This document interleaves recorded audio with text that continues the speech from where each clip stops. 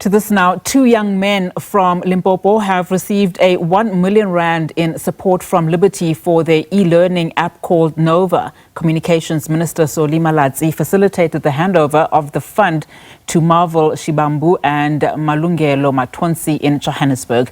Their story went viral on social media after their e-learning app gained over 50,000 downloads, catching the attention of government and the private sector. Minister Malatsi also welcomed the Unemployment Insurance Fund, the UIF, 381 million rand injection into the South African Post Office. SABC News economics reporter Katlego Legodi has more for us. It's a free online app that has taken the country and the world by storm. And today you find us in Braamfontein, Johannesburg, where they're receiving well-needed support.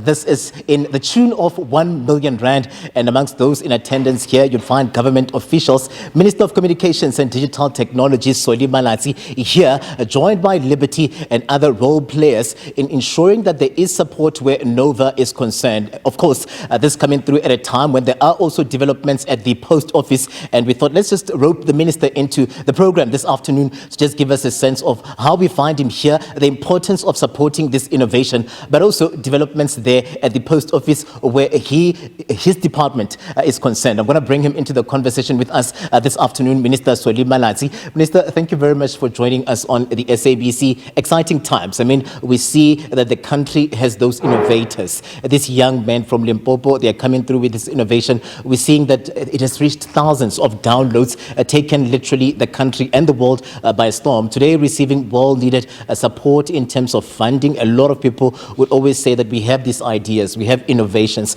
but we don't have ample support, and which is why today is very important. Welcome to the SABC. Maybe just give us a sense of your understanding of this application and the importance of government rallying behind the work of these 2 young men. Thanks for the opportunity. And for me, there are 2 opportunities that make this a very worthwhile initiative for government to support, but also, credit to the 2 gentlemen who, notwithstanding their circumstances, notwithstanding, their lack of finance, they were able to, with their last monies, procure a second-hand computer to do this online e-learning facility that's going to help a lot of young people, particularly, in underserved communities, to have this learning resource that aggregates all learning materials. And it just goes beyond high school curriculum, and also telling about, educational terms in medicine, and also to have Austin, who is a content creator, who basically exposed their innovation to the rest of the world. And we have been able to now, with the assistance from Liberty coming on board with 1 million rand to support them, and also IBM, who are pulling them into their enterprise development program, so that from a business perspective, they've got all that backing that they need. From Liberty's perspective, to ensure that they've got all the support to continue innovating. And this aligns with our mission as the Department of Communications and Digital Technologies. We are all about, unlocking opportunities for innovation, to find creative ways of unlocking technology to improve ways in which learners interact with learning material, to spare them with the support, to find the solutions, the technological solutions that our country so much needs. And those will eventually also even help government in the long run.